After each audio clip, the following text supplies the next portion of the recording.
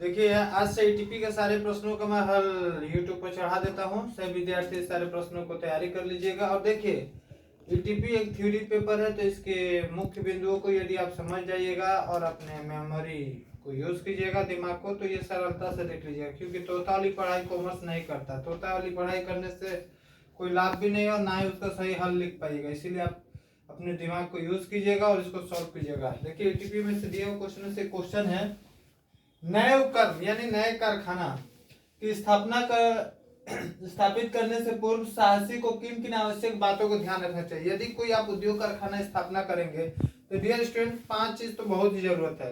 पहली बात तो मुद्रा, दूसरा आपकी आ जाएगी भूमि, कहाँ कारखाना स्थापित करना है सोचना होगा ना। फिर भारी भारी मशीनें चाहिए, कच्चा माल कहाँ से आएगा, और जो माल तैयार होगा तो क्या कीजिएगा, खुद थोड़ी यूज कीजिएगा, उसके लिए बाजार भी यानी ग्राहक को भी हमको खोजना पड़ेगा। यही 5 बिंदु है।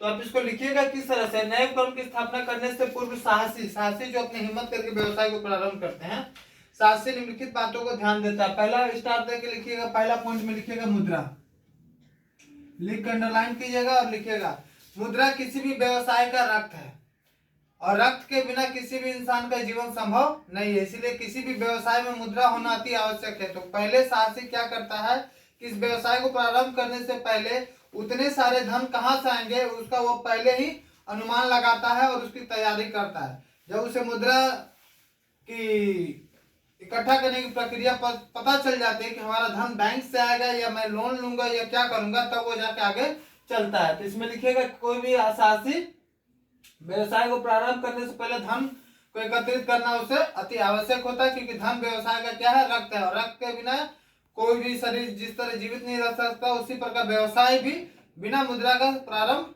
नहीं हो सकता है। उसमें से कुछ लाइन लिख लीजिएगा मुद्रा पे, जो भी मैंने डिफिनेशन दिया। दूसरा होता है भूमि। किसी भी साहसी की दूसरी समस्या यह होती है कि वो कौन सा भूमि खोजे, यानी कौन सी जगह खोजे जहां पर उसका व्यवसाय सरलता से स्थापित हो सके और मजबूती से तैयार हो सके।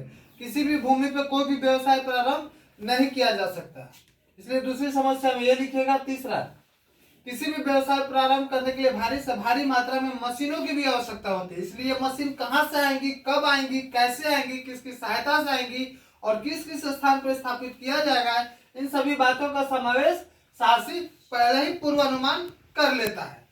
ठीक है, अगला हो जाएगा कच्चा माल। यदि जब आपका उद्योग कारखाना तैयार हो जाएगा तो उसमें जो कुछ भी आप तैयार कीजिएगा उसके लिए कच्चे सामग्री की आवश्यकता होती है। जैसे चंद्रपुरा है तो आपको वहाँ डीवीसी पावर प्लांट है, डीवीसी पावर प्लांट में क्या चाहिए, कच्चा के रूप में आपका पानी, कोयला, ये सब कच्चे आते हैं, और पक्का के रूप में वो बिजली तैयार करता है। तो कच्चे सामग्री भी उसे आने का एक साधन होना चाहिए कि रेल मार्ग से आएगा, सड़क मार्ग से आएगा, वो समस्या भी हमें जानकारी लेना होगा। तो कोई भी उद्यमी व्यवसाय को प्रारंभ करने से पहले कच्चा माल किस प्रकार से आएगा, कहाँ से आएगा और कितनी मात्रा में आएगा, इसका पूर्वानुमान लगा लेता है।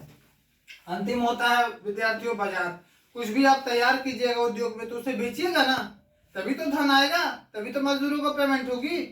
तो कोई भी उद्यमी बाजार को प्रारंभ करने, बाजार में प्रवेश करने के लिए सबसे पहले माल को तैयार करता है, उसके बाद वो ग्राहकों को भी खोजता है और खोज कर वो बाजार में क्या करता है, कच्चे माल को पक्का माल तैयार करके बाजार में बेचता है, और जो उसे राशि प्राप्त होती है वो उसकी लागत से अधिक प्राप्त होती है, जिसे हम लोग लाभ भी कहते हैं। उसी लाभ से वो अपने व्यवसाय को निरंतर प्रारंभ करता है।